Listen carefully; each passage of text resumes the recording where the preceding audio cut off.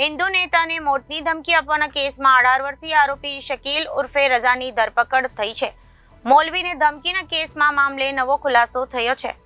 સમગ્ર કેસમાં crime બ્રાન્ચે sleeper સેલનો એંગલ પણ ચકાસણી શરૂ કરી હતી. આરોપી શકીલ શેખે પાકિસ્તાનથી હથિયારોનો ઓર્ડર આપ્યો હતો અને સાથે સાથે આરોપી શકીલ નેપાળના એજન્ટોના સંપર્કમાં પણ હતો. હિન્દુ નેતાને મોતની ધમકી આપવાના કેસમાં 18 વર્ષીય આરોપી શકીલ ઉર્ફે રઝાની ધરપકડ થઈ છે.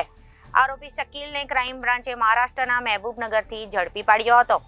તપાસમાં સામે આવ્યું છે કે શકીલ શેખ નેપાળ અને લાઓસની કેટલાક એજન્ટો સાથે પણ ગ્રુપ મીટિંગ અને વિડીયો કોલ કરતો હતો.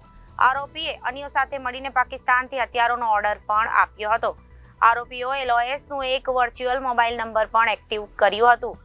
તેવી માહિતીના આધારે સુરતની ક્રાઇમ બ્રાન્ચ પોલીસે આગળની તપાસ શરૂ કરી છે. Reporter Hitesh Prajapati, Janadesh news, Surat.